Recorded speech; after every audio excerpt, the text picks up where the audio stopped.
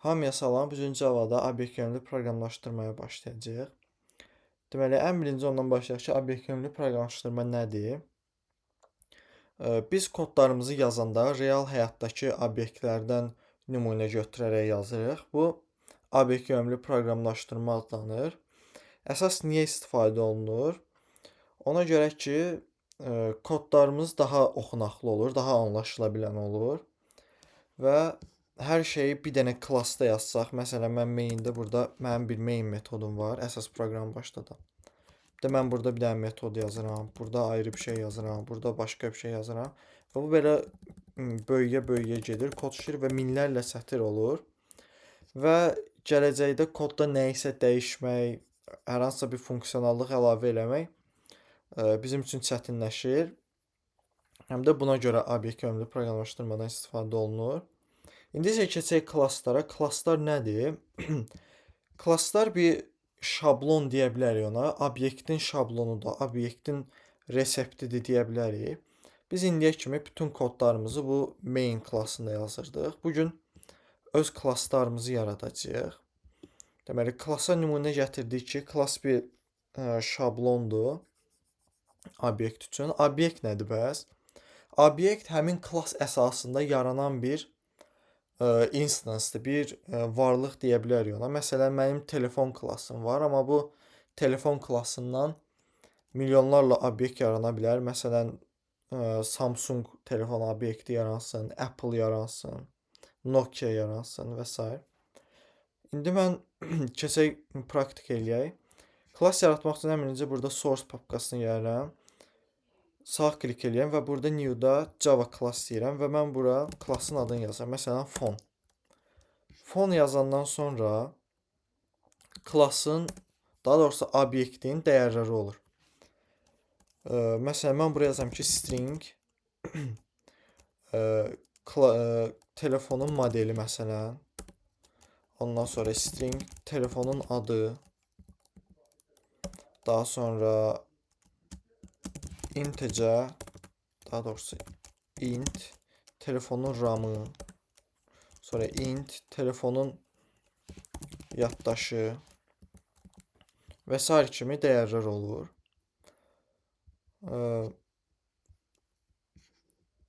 Bu bizim obyektimizin dəyərləridir. İndi mən bu dəyərləri işlətmək üçün gəlirəm main-ə.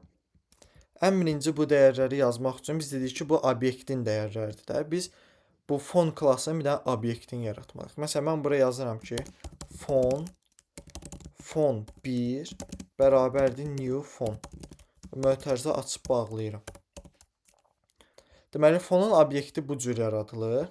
Və mən bu dəyərlərə nəsə mənimsətmək üçün mən bura deyirəm ki, fon 1 nöqtə. Baxın, mənim buradakı dəyərlərim gəldi. Burada yazılan modeldir, name'dir, ramdır, sonra storage'dir. Bunların hamısı gəlir bura. Məsələn, mən modelə deyirəm ki, nöqtə model bərabərdir. Burada deyirəm ki, Apple. Ondan sonra, daha sonra fon 1 nöqtə name'ə deyirəm ki, iPhone. iPhone 17 deyirəm. Ramına deyirəm ki, RAM 12 yaxud 16 və storage-nə deyirəm ki, 256. Artıq mənim yaddaşda bir dənə fon obyektim yaranır. Adı fon 1 adında bir obyektim yaranır. Və onun dəyərləri də bunlardır. İndi mən bu dəyərləri çap eləmək istəsəm, mən buraya yazıram cout. Məsələn, modeli çapa vermək istəsəm, fon 1 nöqtə model. Belə deyəcəm və bunu run versəm, baxın gəldi Apple. Sonra mən bunun gəlin hamısını bir-bir çapa verək. Model, name, RAM və bura deyirəm ki, storage. Baxın, Apple, iPhone 17, 16, yaddaşda 256. Deməli, biz burada bir klass yaratdıq. Klassda obyektimiz üçün dəyərlər verdik. Və main klassında bu obyektimizi yaratdıq. Yeni bir obyekt yaratdıq fon klassından. və ona dəyərlər mənimsətdik və burada da çapa verdik. Gəlin bunu yazmaq üçün bir dənə metod yazaq fonun içində. Həmçinin klassın içində sadəcə fieldlər yox, bunlar field adlanır. Sadəcə fieldlər yox, metodlar da yazmaq olur. İndi mən gəlirəm fon klassının içində bir dənə metod yaradıram. Public void print deyə bir metod yaradıram. Metodun mötərizəni açıb bağlayıram və bura dəyərləri yazıram. Məsələn, cout model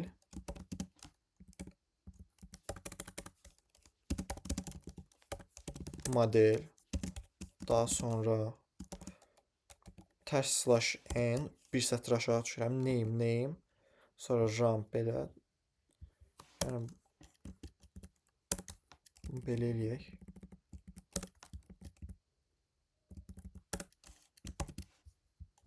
Okay. Mən burada bu klassın fieldlərinin hamısını burada çapa verdim. Modelə gəldim, model yazılacaq. Name, RAM-a RAM, storage-də storage yazılacaq. İndi mən bu cür yazmaq əvəzinə bir dənə yazıram ki, fon 1 nöqtə. Baxın, metodum gəldi, burada çıxdı, print. Print deyirəm və bunu run versəm. Baxın, bura mənimsətdiyim dəyərlər gəlir, bura düşür. İndi mən bura məsələn deyirəm ki, Samsung S25. Bunlara da elə dəymirəm, eyni qalsın. İndi run versəm, baxın, nə mənimsədirəmsə, onlar gəlir, çapa verilir. İndi mən yeni bir obyekt yaradıram. Məsələn, fon 2.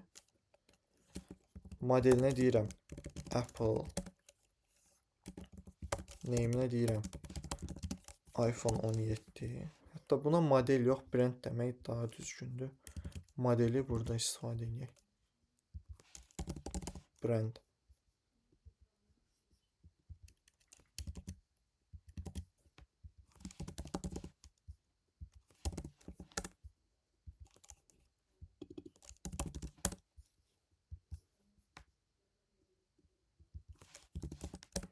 Brandi Samsung'dur, modeli S25'dir. Burada da brand Apple'dır. Modelde iPhone 17'dir. Okay, RAM'ın da yenə eyni edirəm 16. Storage'da 256. İndi mən hər iki telefon üzrə metodumu çağırsam, print və fon 2-də də çağırsam. Hətta gəlin bunu da belə eləyək. Kodu run versəm, baxın. Burada yazdığım Samsung öz gəldi, çapa verildi. Daha sonra Apple da gəldi, burada çapa verildi. İndi mən bir belə yaradıb şey eləmək istəmirəm. Bunları bir dənə array'ə yığmaq istəyirəm. Array'ə yığmaq üçün fon kvadrat mötərizə fons istədiyiniz adı verə bilərsiniz burada. Və deyirəm ki, new fon demirəm. Birbaşa elə telefonlarımı buraya əlavə edirəm. Və desəm ki, for belə fon.print metodunu çapa ver. Bu özü void metoddur deyə mən bunu belə eləyə bilmirəm. Okay. Run versəm kodu, baxın, yenə eyni şey gəldi, buraya düşdü. Brand Samsung belə normal çapa verildi. Yəni mən array'in tipi olaraq da fon verə bilirəm burada. Niyə? Çünki bu əslində bizim yaratdığımız bütün klasslar əslində bir tip adlanır da. Yəni əslində bu fonun tipi bu fon klassıdır. Bu fon 1-in tipi əslində fon klassıdır. Fon klassının bir obyektidir bu. Ona görə array'də də mən fon klassının obyektlərini saxlamaq üçün bura bir dənə fon yazıram. İndi mən burada əllə yaratdım şeyləri, obyektləri. Gəlin biz bunu bu cür yaratmayaq, birbaşa skannerlə yaradaq. Buraya yazıram ki, scanner, new scanner system in. Və mən burada deyirəm ki, int n bərabər scanner.nextInt. Bunu deməmişdən qabaq da deyirəm ki enter count. Yəni bunun da adını dəyişək. Eləyək count. Mən bunu deyəndən sonra bir dənə for dövrü açıram. Int i bərabərdir 0, i kiçikdir count və i++. Və hər səfərində mən deyirəm ki cout. Baxın, mən buradakı dəyərləri istifadəsini alacağım. Məsələn, mən deyəcəm ki, burada enter brand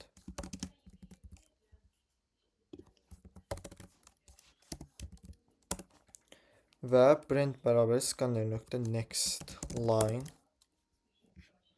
Hatta burada bug olmasın deyə bir scanner.next line ataq. Ondan sonra mən modeli daxil edəcəm belə. Sonra RAM-ı daxil edəcəm. Bunun artıq next line ehtiyac varmı? Yoxdur əslində. Çünki int-dən sonra yenə int daxil edəcəyik. Cout enter storage.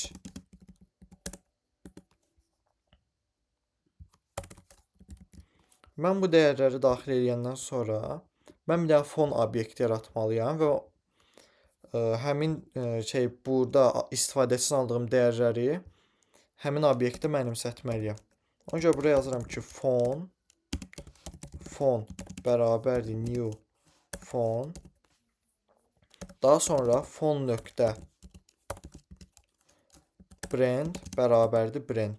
Model bərabərdir model, RAM bərabərdir RAM və storage bərabərdir storage. Yəni ki, mən buradan brand dəyərlərini, brandi alıram, daha sonra model dəyərini alıram, RAM-ı alıram, storage alıram və gəlirəm burada bir dənə obyekt yaradıram və həmin obyektin uyğun filtlərinə mən bunları mənimsədirəm. Və gəlin bir dənə də burada array'imizi yaradaq. Bu array də bizdə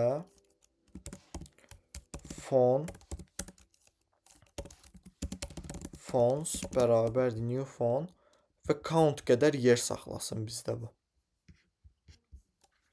Okay. Bunu belə eləyəndən sonra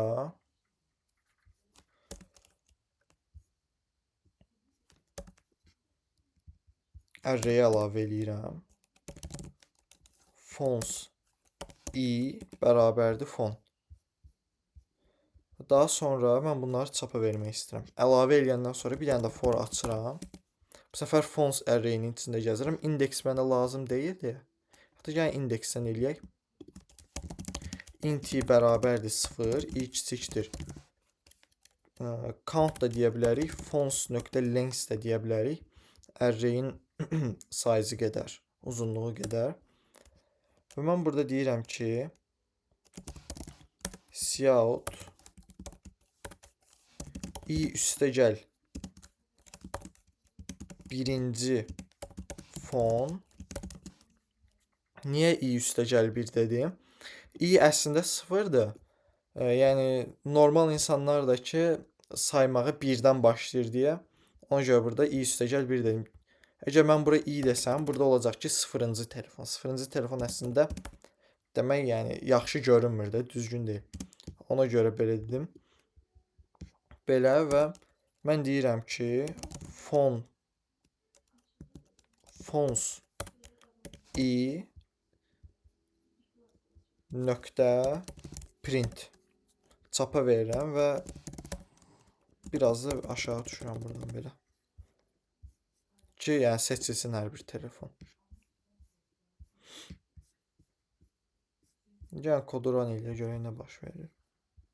Məsələn, məndən neçə dənə telefon daxil eləməliyəm, onu istəyir. Məsələn, mən 3 deyirəm bura. Brendi deyirəm Apple.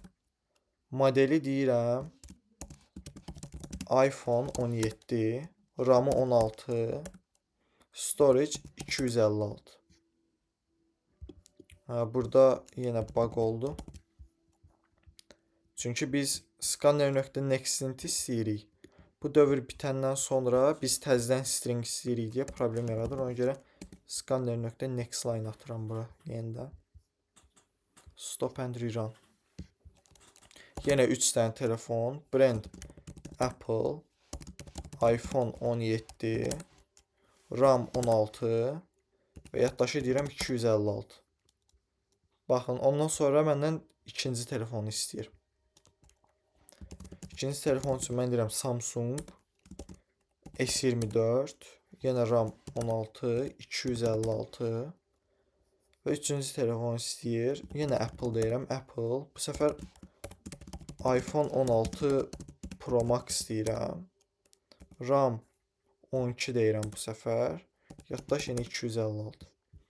Və baxın, mən telefonları belə daxil elədikdən sonra, baxın, burada gəldi birinci telefon, brand Apple, model iPhone 17, RAM 16, storage-də 256. Hətta biz bunu daha səliqəli formaya sala bilərik. Məsələn, bunların sonuna məsələn gigabayt əlavə eləyərik. Bunu necə eləyəcəyik? Biz əslində həmin o mesajlar, bizim konsolda çap elədiyimiz şeylər buradan gəlir, printdən gəlir. Və mən burada RAM-ı daxil edəndən sonra bir dənə də üstə gəl, burada bir dənə gigabayt yazıram. Burada üstə gəl, gigabayt deyirəm.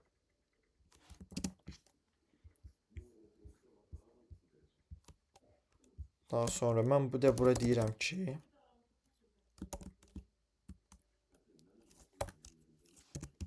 üstə gəl 1.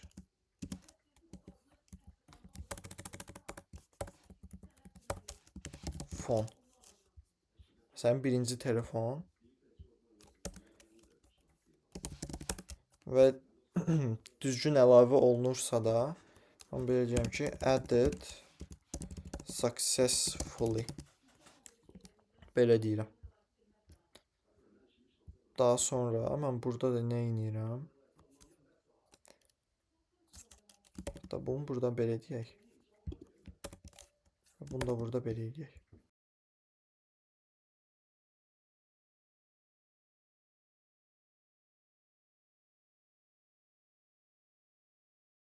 Mən kodu təzədən run versəm. Bu səfər 2 dənə telefon girəm. Baxın, birinci telefon. Bu hardan gəldi? Buradan gəldi. System out üstə gəl 1.phone. Birinci telefon. Mən brendi girəm. Apple. Model iPhone 17. RAM 16. Yaddaş 256. Baxın. First phone, birinci telefon uğurlu bir şəkildə əlavə olundu. O da baxın buradan gəlir. For dövrünün sonunda bunu çapa verirəm. Daha sonra ikinci telefon brendini girirəm. Samsung S25. RAM 16. Bunda 256 deyirəm. İkinci telefonda əlavə olundu və baxın, birinci telefon bu. Brand Apple. Model. Və baxın, RAM artıq 16 GB. Bayaq bizdə sadəcə 16 256 gəlib. Bu səfər sonunda gigabayt var. Belə. Bu da belə. Yəni normal şəkildə çapa verildi. Deməli, nə edirik? Klassa baxdıq. Klass nədir? Ondan sonra obyekt üçün fieldlər yaratdıq.